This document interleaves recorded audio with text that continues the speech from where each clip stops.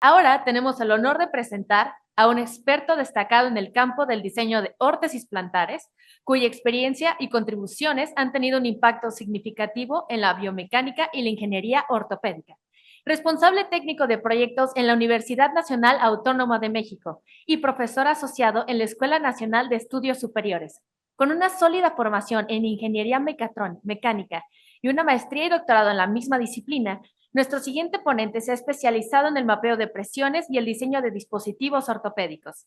Es autor de artículos científicos, posee un certificado de invención y actualmente investiga la modelación biomecánica y el diseño de dispositivos ortoprotésicos.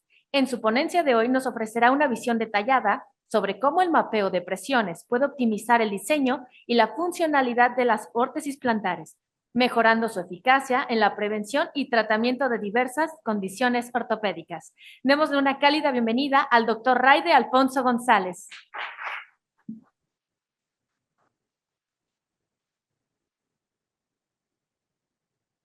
Hola, buenas tardes. Buenos días todavía. Muchas gracias a Andestea y Andy por invitarme a dar esta ponencia. Luego de escuchar la excelente presentación que acaba de regalarnos la doctora Ivette del Instituto de Neurorehabilitación, ahorita me voy a enfocar particularmente a lo que sería el mapeo de presiones, particularmente para el diseño de órtesis plantares, ¿no? Entonces, quiero comentarles antes de comenzar la plática que, pues, como bien comentan en la presentación, estamos en la ENES Juriquilla, donde estamos ofertando la licenciatura en órtesis y prótesis y tenemos el encargo de, pues, cubrir esta alta demanda que durante muchos años estaba, digamos, cubriendo el Instituto Nacional de Rehabilitación. Hubo una gran pausa y ya ahorita la UNAM y el Instituto de Rehabilitación, pues, estamos formando nuevamente ortesistas, protesistas. Y en este empeño, pues tenemos que enseñarles a ellos cómo hacer las mejores prácticas para obtener los mejores dispositivos ortoprotésicos, y en este sentido, pues vamos a mostrar pues algunos elementos que ellos o cualquier ortesista protesista debe tener en cuenta para, digamos, obtener órtesis plantares y cómo hacer la comprobación de las mismas. ¿Estaba en la última? Disculpen, estaba en la última presentación. Entonces, pues también es parte del resultado de un proyecto. Ya saben, sin proyecto no podemos tener dinero y sin dinero no podemos comprar estos juguetes. Y bueno, pues siempre hay que dar agradecimiento a la Dirección General de Personal de Asuntos Académicos de la UNAM, que es la que financia, pues, de dónde sacamos los recursos, ¿no? Entonces, pues digamos que las órtesis plantares se usan para muchas cosas, pero quiero hacer énfasis particular en una problemática global que tenemos, como es la diabetes mellitus. La diabetes, pues, se estima en la Organización Internacional de Diabetes o algo así, pueden buscar mejor con más precisión cuál es el nombre correcto, pero bueno, esa fundación en el 2021 estimó que existían aproximadamente 537 millones de personas con diabetes. Estamos hablando en un grupo de edad de adultos de entre 20 y 79 años de edad. Creo que la mayoría de los que estamos sentados aquí clasificamos en ese rango de edad. Tal vez ya ustedes sepan que si están libres de la diabetes, puede ser que no, porque además esta misma fundación comenta que hay un gran número de personas que tienen diabetes que no están recogidas en este número porque no se han diagnosticado aún. Y ellos proyectan que para el 2030 vamos a ser, espero que yo no forme parte del grupo, pero bueno, si me toca, vamos a ser 643 millones de personas que puedan tener diabetes, y para el año 45 van a ser 783 millones. Esta gráfica que ustedes ven ahí no es la gráfica global, es la gráfica para México. Como pueden observar, están en miles y en el 2021 habían casi 15 millones de personas con diabetes. De ese número, ahorita vamos a ver cuántas personas pueden estar en riesgo de lo que vamos a platicar hoy y de otras más condiciones, ¿no? Entonces, vamos a ver que de 3 de cada 4 personas con diabetes viven en los países de medianos y bajos ingresos, ¿no? Entonces, no sé México en qué clasificación caiga, creo que estamos puede que estemos en esa región, ¿no?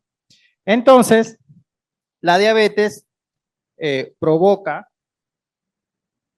algo que se llama neuropatía periférica, que es alteración, el daño en los nervios, ¿no? Hay 3 niveles de nervios y estos, digamos, alteraciones en los nervios provoca la pérdida de la percepción de dolor, provoca la pérdida de la sensibilidad a la temperatura, atrofia muscular en los pies, ya saben que los músculos juegan un rol importante y ahorita cuando veamos las cuestiones biomecánicas del pie, vamos a profundizar de eso.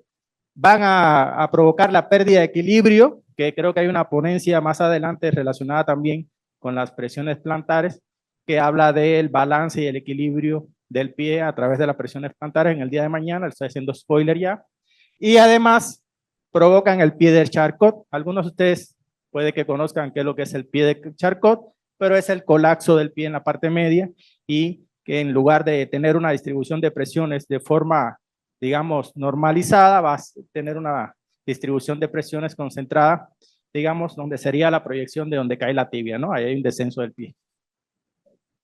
Entonces, pues otras causas que puede provocar la diabetes es que ocurran deformaciones en el pie, como esta de pie de Charcot, o lesiones en el pie, como las úlceras de presión. Entonces, ahorita voy a comentar, pero 1 de cada 10 personas con diabetes pueden estar en riesgo o padecen una úlcera de presión. Entonces, el desarrollo de las úlceras de presión, como pueden apreciar ahí, tienen 5 estados. Una donde solamente tenemos la hiperkeratosis o lo que conocemos como el callo, y luego empiezan a aparecer lesiones a diferentes niveles que en dependencia del nivel de progresión de estas lesiones pueden llegar a una amputación parcial o total de pie. Entonces, por eso es que estoy haciendo mucho énfasis en esto para evitar o prevenir que estemos en estas condiciones, ¿no? Entonces, como pueden ver, ahí tenemos un corte longitudinal del pie. El pie tiene varias estructuras que son las encargadas de mantener esa posición. En la planta del pie tenemos ahí un tejido altamente vascularizado, que si tiene ya entonces el daño que les comenté anteriormente con la neuropatía periférica o los daños en las diferentes venas y arterias, pues van a impedir el adecuado funcionamiento, además de que se daña entonces la correcta contribución de los músculos para mantener este arco plantar, lo que va a provocar que haya, digamos, irregularidades a la forma de medir las presiones en el pie. Como sabemos, nosotros somos seres vivos que nos trasladamos en bipedestación, toda la carga que nosotros tenemos interactúa con el suelo a partir de nuestros pies y esta carga al estar, digamos, actuando sobre una superficie, se va a distribuir, ya ustedes saben que fuerza entre área, no tenemos la magnitud física que es la presión, y si a eso le agregamos que el pie tiene una estructura anatómica con durezas irregulares en toda la superficie plantar, entonces vamos a obtener un trazado de presiones, ¿cuál sería este? Irregular, donde, como pueden ver, pues se obtiene donde estaría, digamos, la fuerza concentrada de toda esa fuerza que se distribuye en toda la superficie plantar. Y esta huella que vemos ahí es como se conoce la huella plantar, pues vamos a ver, como bien explicó y adelantó la doctora Ivette, se puede obtener con varias tecnologías, si es con pie descalzo puede ser a través de un tapete baropodométrico, donde cada sensor que ya explicó que puede ser capacitivo, pero también hay algunas que son resistivos, miden, digamos, la variación de corriente, eso se traduce a medición de presión, porque ya previamente fueron calibradas para saber que la variación de voltaje tiene una equivalencia con una medición de la fuerza o de la presión, y entonces puede trazar ese contorno de la huella plantar con diferentes valores, con un mapa de colores, donde los colores más rojos indican los puntos de mayor presión y el azul indica donde hay menos presión. Entonces, a partir de esto y utilizando el principio del cálculo de los primeros momentos, no sé si algunos aquí vieron estática, a partir de los primeros momentos se calcula el centroide de esa figura y a partir del centroide de la figura podemos ver dónde está el centro de presión de esa huella. Hablo de esto porque son temas que vamos a tratar posteriormente.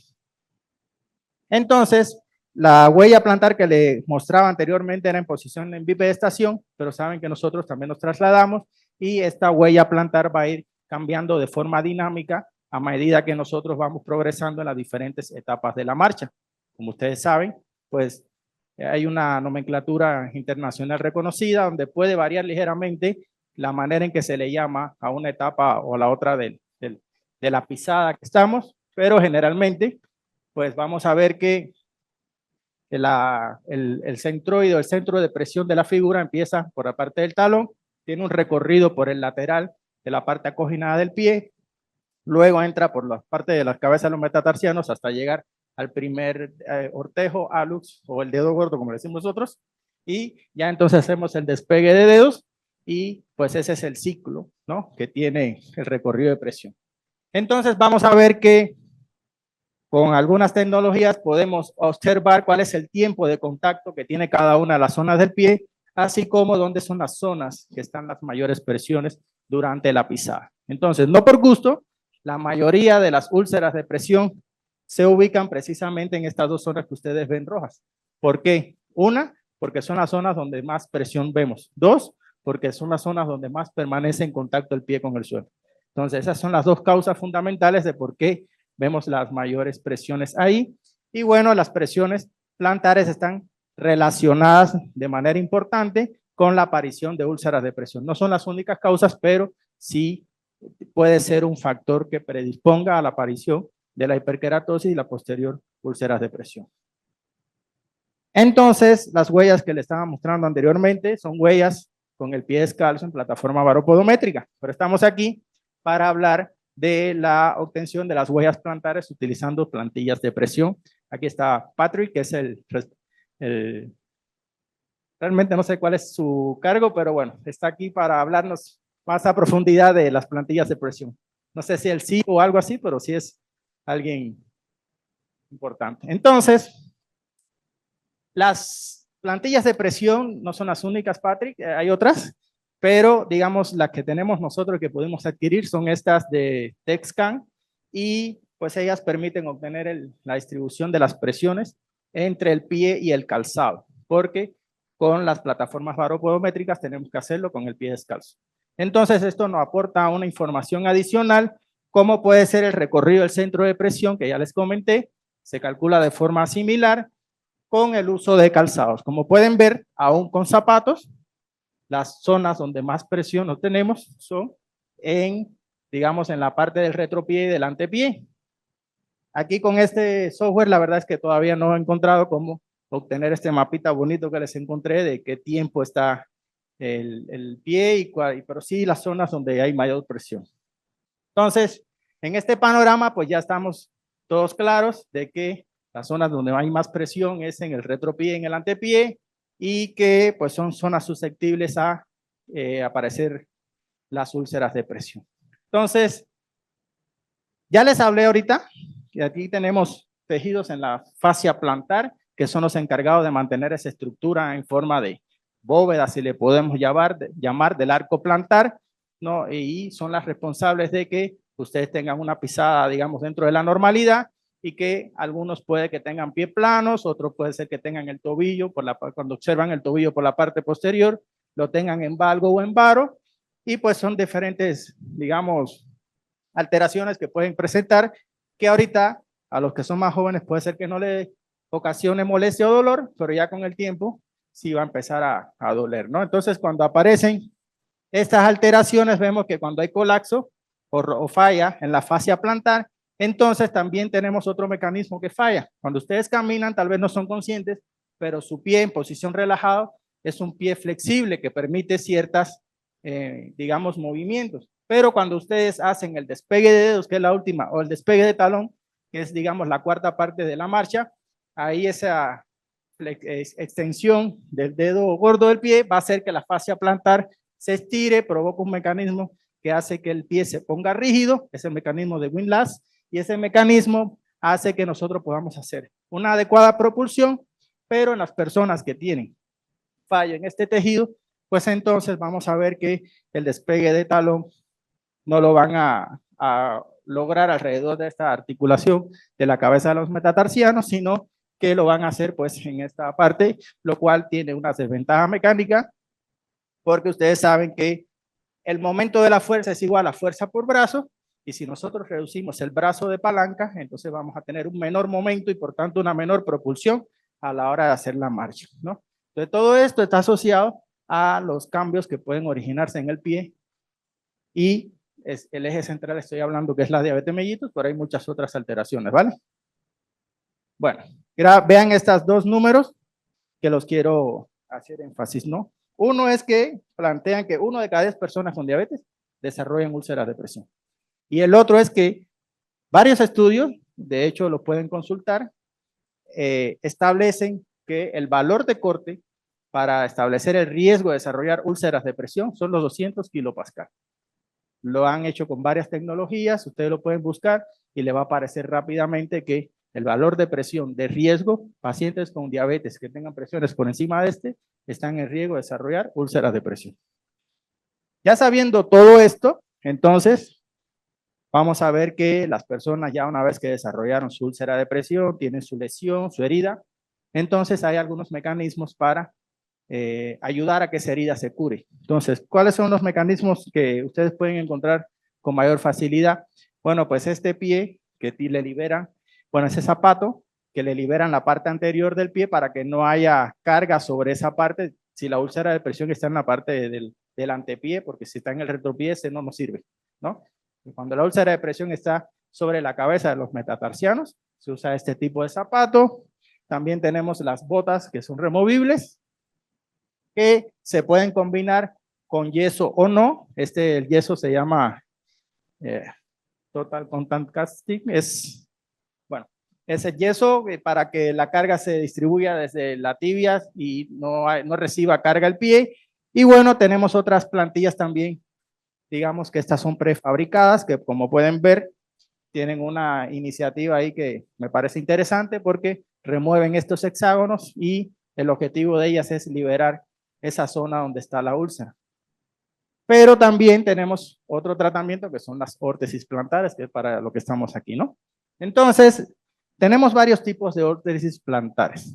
Tenemos las órtesis que son de apoyo, que estas sirven para hacer correcciones biomecánicas, para alinear el pie y también para, pues como pueden ver, tienen algunos elementos acá que son lo que hacen, pues ayudan a alinear.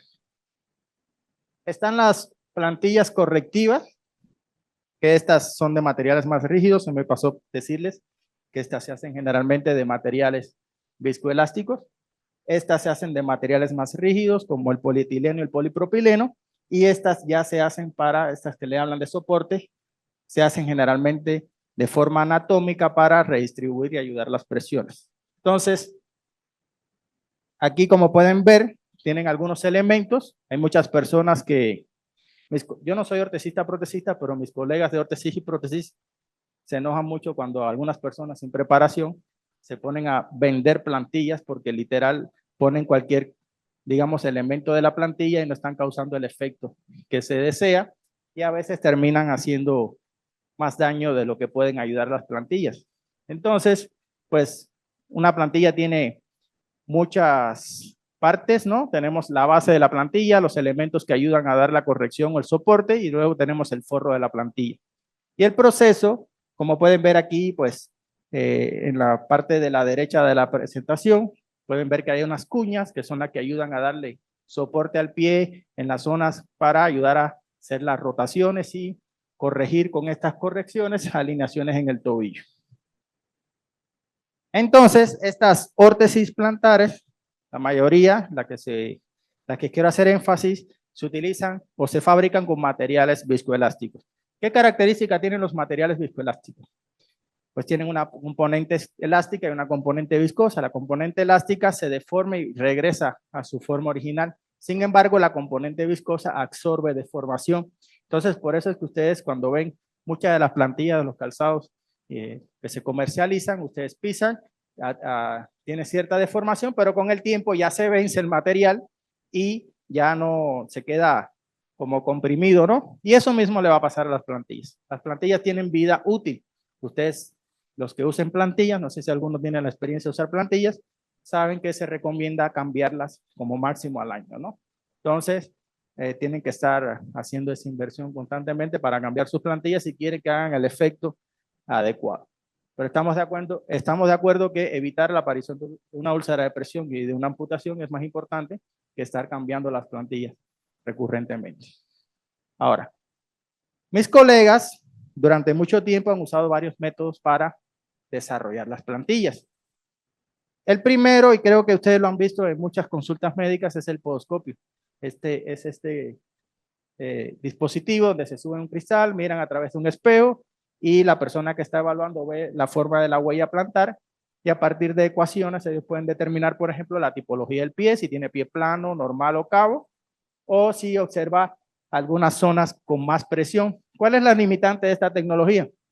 Que ustedes pueden ver un pie más marcado o menos marcado, pero no es una información cuantitativa, es puro cualitativo, ¿no?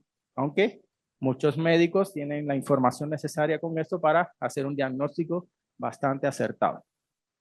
Otro dispositivo es el pedígrafo. Aquí, por supuesto, es llegar, ponerse de pie y no se puede caminar encima de ese dispositivo. Solamente se puede medir la huella para condiciones estáticas. Luego tenemos el pedígrafo. No sé si alguno de ustedes los ha visto. Pero bueno, es también algo que usan mucho para hacer plantillas. De hecho, es lo que más usan. Y pues puede obtener también una impresión de la huella plantar, donde en los lugares donde está más oscuro hay una presión más elevada y donde no hace contacto, pues no pinta, ¿no? Porque es como si fuera esto de sellos, ¿no? Que ustedes le ponen una tinta, ponen un papel, se paran encima de eso, desde luego el pie no se pinta, lo que se pinta es el papel milimetrado, y entonces con esto consiguen el contorno y ya pueden hacer estimaciones de qué elementos van a poner, si van a poner un botón retrocapital o una barra, un soporte de arco longitudinal o medial, etcétera, ¿no? Los diferentes elementos que tiene la plantilla. Luego tenemos la plataforma baropodométrica. Este es otro diseño, pero es el mismo principio que mostró la doctora Iveta hace un rato, que era más largo. Y bueno, las plantillas sensorizadas, ¿no? Es el nombre que le busqué en español.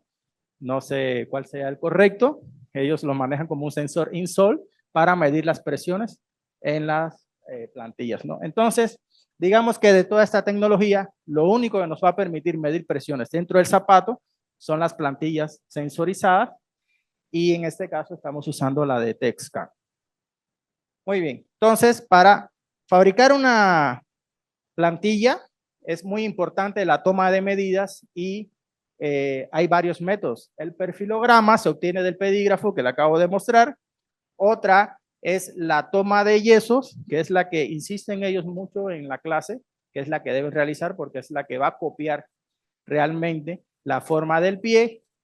Está la de espuma fenólica donde hacen una huella y no puse otra cuarta que serían los escáneres plantares, ¿vale? Que también es una nueva tecnología que hay donde usted copia la forma del pie y puede hacer plantillas impresas con impresoras en 3D con un material como el poliuretano, por ejemplo.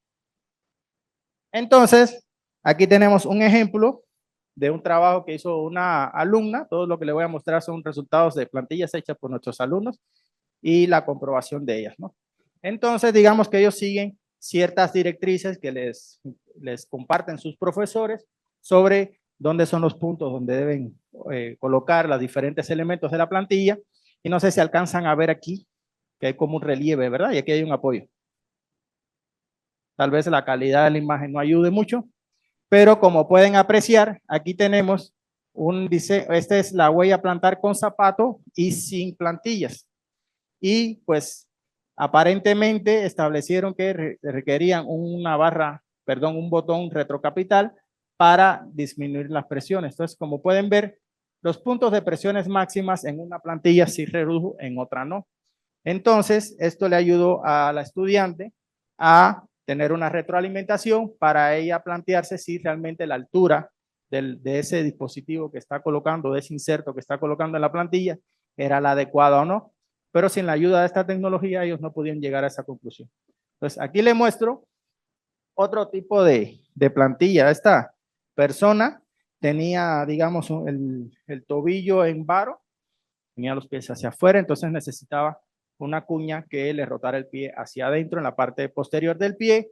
Sin embargo, en la parte anterior tenía pie plano, lo cual era algo raro, ¿no? Porque normalmente se relaciona el varo con el pie plano y no el valgo con el pie plano y no el varo, ¿no? Entonces, como pueden ver, hay un cambio en la distribución de presiones, ¿no? Aquí vemos dos zonas con presiones muy elevadas, sin embargo, acá no lograron ellos reducir las presiones. Tal vez ahí tuvo que ver mucho la selección del material que ellos hicieron y pues el espesor y el grosor también, ¿no? No solo ver el mapeo de presiones, sino seleccionar adecuadamente cuáles son los elementos que van a colocar en la plantilla.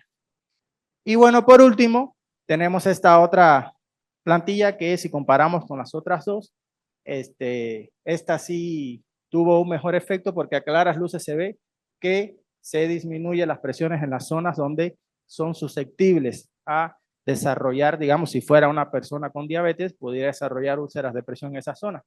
Pero aún queda pendiente, observen, en el primer ortejo, que todavía hay presiones elevadas y precisamente esta es una zona también importante. Entonces, digamos que con esto le demostramos a mis colegas ortesista-protesista que no todo está escrito, que no pueden dar por sentado que sus plantillas ya van a funcionar y van a redistribuir las presiones de forma homogénea, sino que tenemos que hacer, digamos, un estudio porque les platico que cuando ustedes se adentran a esta área de órtesis y prótesis, hay mucha experiencia práctica, pero hay muy pocas cosas escritas y muy pocas cosas, digamos, fundamentadas, basadas en la evidencia. Y creo que con esto vamos a contribuir a establecer paradigmas, porque realmente cada cual hace, digamos, lo que su experiencia le dicta y no se basan en criterios cuantitativos como este que tenemos acá. Entonces, esta sería la experiencia que le quería compartir de lo que estamos haciendo ahorita específicamente con el mapeo de presiones, porque igual estamos haciendo otras actividades, pero me concentré en esta, ¿no? Entonces, muchas gracias.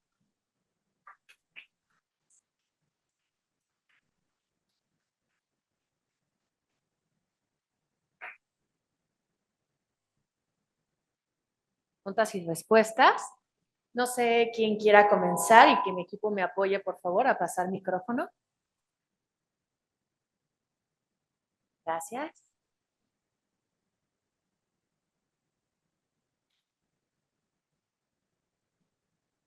Gracias. Bueno, igualmente, pues muy interesante la parte de este trabajo con pacientes diabéticos. Y dentro de esta, bueno, en su experiencia, doctor, ¿cuáles son los materiales como que más pudieran ayudar a disminuir las presiones plantares y a prevenir úlceras por presión? La mayoría de las plantillas, bueno, más o menos que he visto están hechas de pelite o de PPT, pero ¿es bueno este material o se necesitaría algún otro? Mira, justo ahorita estamos haciendo una encuesta para aplicársela a la mayoría de los ortesistas protesistas de la Sociedad Internacional de Órtesis y Prótesis de México.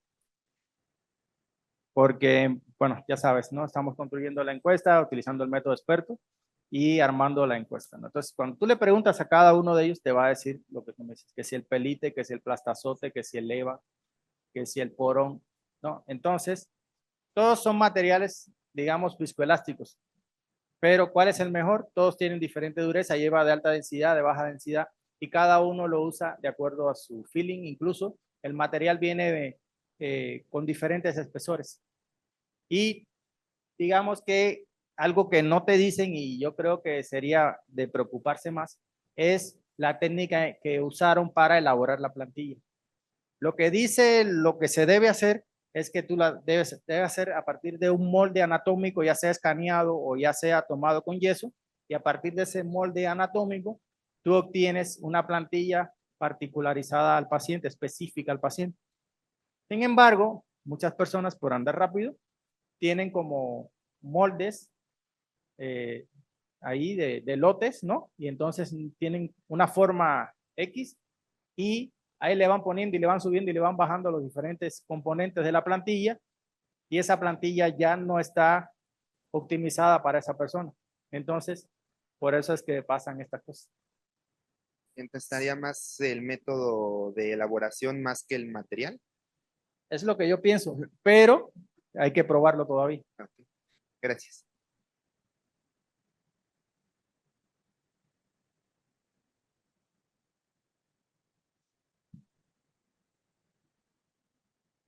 Y el buen uso de las plantillas en caso de las personas que ya tienen diabetes y se están usando para evitar las úlceras, ¿garantiza que ya no se desarrollen las úlceras o solo es muy efectivo? No tengo respuesta para tu pregunta. La verdad es que hay que controlar la alimentación porque lo que más daño hace es los niveles altos de glucosa en sangre. Eso es lo peor. Entonces, una dieta balanceada puede ser que sin plantilla no te salga nunca una de estas, ¿no? Pero la realidad es que si puedes acompañar tu control de glicemia con unas plantillas, vas a estar en una zona de seguridad más amplia. Pero no es solo la plantilla. No le puedes dejar todo a la plantilla. Hay que cuidar todas las demás cosas. El peso, todo, ¿no? El tipo de calzado. Pero sí, definitivamente las plantillas serían algo preventivo, no es algo que va a evitar la úlcera. O sea, ya después que está, es otro el tratamiento. Pero si ya sabes la condición que eres diabético y pues primero ver cómo está tu distribución de presiones plantares, porque primero tienes que hacer el diagnóstico y medirla y ver entonces si tus presiones están elevadas, entonces ahora sí usar una plantilla. No es que ya por defecto todas las personas necesiten una plantilla.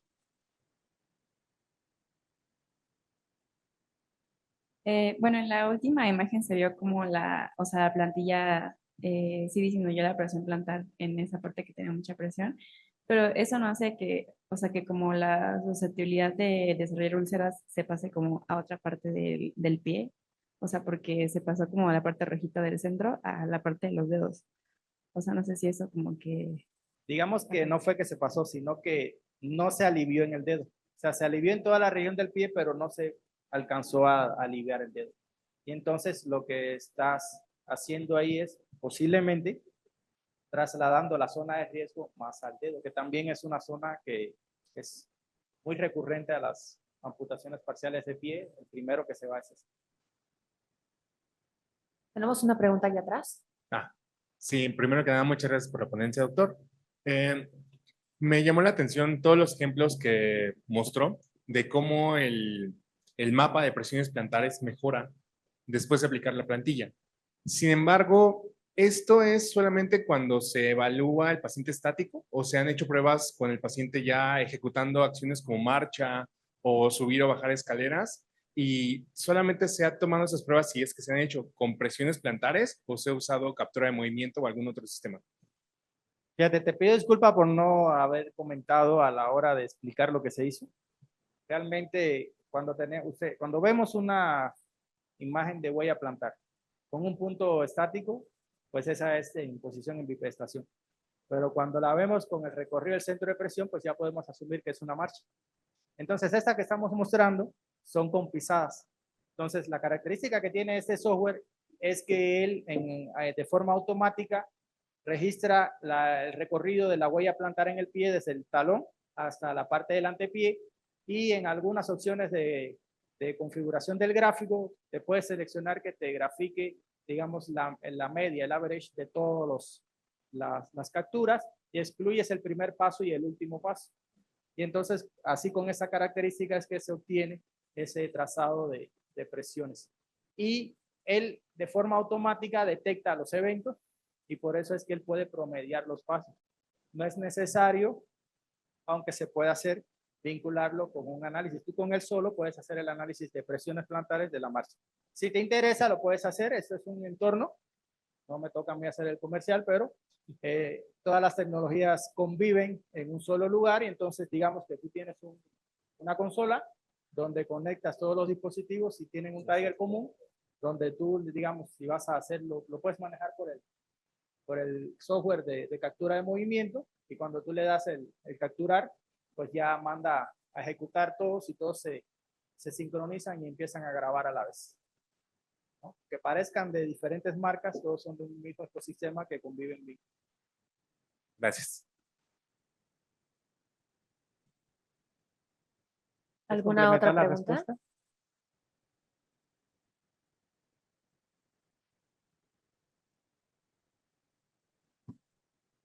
Cuando hablamos del escaneo de la planta del pie, ¿utilizan fotogrametría o es láser? ¿Y cómo es el proceso para hacer la planta en ese aspecto? El escáner. Es que Exactamente. hay unos escáneres plantares que es como si fuera una fotocopiadora, que tú pones el pie, no lo tenemos, pero estamos viendo cuando lo adquirimos. Entonces, hace como un barrido del pie y te reconstruye la superficie del pie. Esos son los específicos del pie.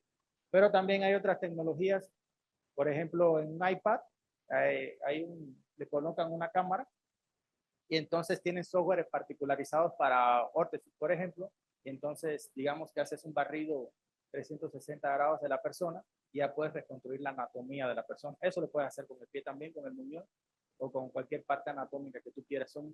Digamos que la experiencia que tenemos ahí en UNAM es que adquirimos un escáner grado industrial, tiene una precisión de micras, y entonces eso la verdad es que para el cuerpo humano no funciona muy bien, porque las personas se van a mover en algún momento y esto necesita mucha precisión y que las partes estén estáticas, además de que hay que poner unos targets en lugares para que tenga referencia para escanear. Pero están estos otros escáneres que son como el que te estoy comentando, que le ponen así como en un iPad y puedes obtener la geometría con cierta precisión. Y bueno, también hay otros escáneres ya de las marcas, como comentaron ahorita mencionaron aquí Otobok. Otobok tiene un software que es para generar, digamos, la geometría del socket, del transtibial y transfemoral. No sé si saben, pero el socket es el elemento crítico de la prótesis. Si no hay un buen ajuste, la prótesis va a provocar incomodidad y por eso también Versatec tiene un sistema de mapeo de presiones en el socket, pero no le traje nada de esto aquí ahorita presentar. Entonces, hay varias opciones de escaneo.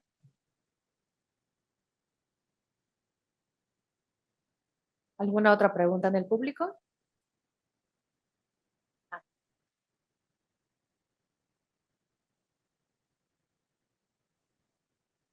Yo tengo una más rara. ¿Se puede hacer una plantilla para ver el deterioro de la marcha de una persona? O sea, cuando una persona es joven, se le pone una plantilla para ver si su marcha se está deteriorando. ¿Se podría llegar a hacer eso con la plantilla? Pues yo no te puedo decir si sí o si no. Yo preferiría decirte un motion capture, no con plantillas, para ver cómo está tu cinemática angular de diferentes articulaciones que la doctora te la explicaba como goniometría, cinemática de la goniometría o algo así le mencionó. Porque hay otros parámetros, hay unas gráficas que ella mencionó que describen el rango de normalidad de cómo deben ser tus movimientos. Entonces, si tus movimientos no caen dentro del rango de normalidad, entonces hay que explorar cuál es la causa de ese deterioro. Incluso pudiera ayudar mucho la electromiografía, porque resulta que cuando estudias anatomía topográfica, te dicen que los isquiotibiales son músculos, o el sólido, son músculos, digamos, plantiflexores y los isquiotibiales flexores de rodilla. Pero resulta que en la marcha, en la bipedestación, esos músculos funcionan como extensores de rodilla, entonces te vas a quedar así como, ¿qué pasó aquí, no?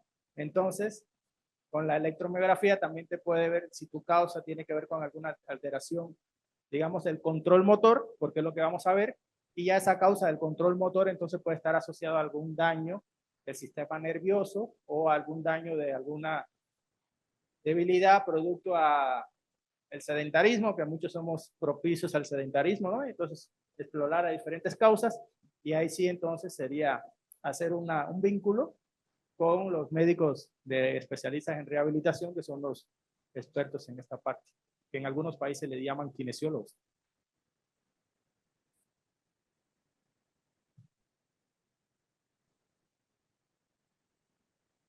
Tenemos tiempo para otra pregunta. Yo tengo la pregunta de si se podría hacer una plantilla que fuera como monitora al día. O sea, hay gente que está todo el día parada y que, no sé, tu plantilla te dijera de, oye, tu pisada ya está haciendo muy, pues, presiones en algún punto porque estás muy cansado, entonces estás pisando diferente. Y si podría como salir una alerta de que tienes que sentarte o descansa o cualquier cosa como para prevenir ciertas lesiones. ¿Tú eres biomédico? Sí. Estás dando idea que a la gente, desarrollalo y vas a hacer tu negocio. Ah, ok. Sí se podría hacer, adelante. Y la verdad es que hay mucha tecnología aquí a disposición de nosotros para hacer cosas, pero créanme que siempre sale algo nuevo, siempre sale algo nuevo. Hay sistemas de análisis de movimiento que se hacen con un sensor inercial. Hay otros que se hacen con sensores inerciales en cada pie y le van a determinar a ustedes parámetros muy rápidos. Hay otros, ya estamos evolucionando a sistemas sin marcadores, ¿no? Sistemas de análisis de movimientos sin marcadores, porque, como lo comentó ahorita la doctora Ivette, somos todos estos análisis son altamente dependientes del punto donde colocas los marcadores. Y alguien preguntaba errores que pasan a continuación, seguido, pues se cae el marcador fácilmente y ya perdiste tu captura. Se cae un sensor de electromiografía, se cae. Aunque lo preparemos, limpiemos bien la piel, usemos, digamos, elementos de sujeción de alta calidad y todo, siempre se pueden caer. Y cuando son niños, más todavía, porque sus movimientos y se quieren empezar a quitar las cosas. Entonces, por eso está evolucionando a los no marcadores.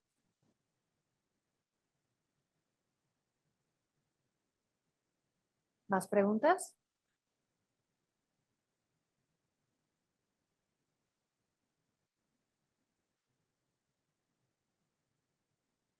Gracias. Bueno, por lo que entendí, cuando hacen el análisis de marcha, normalmente esos están dentro del rango, o sea, de la normalidad.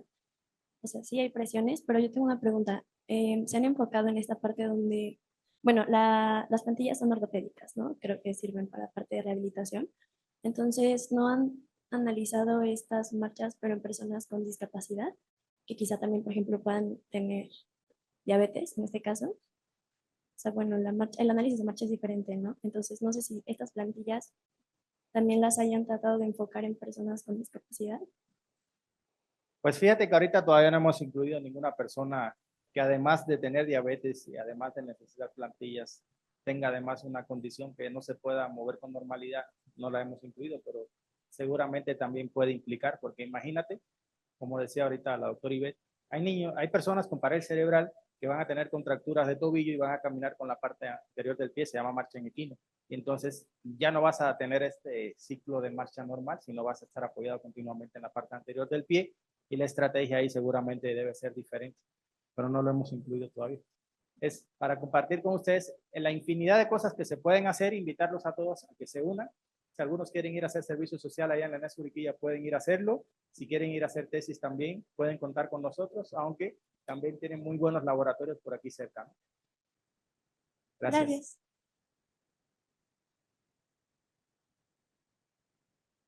Última pregunta, ¿no? Un último comentario. Claro.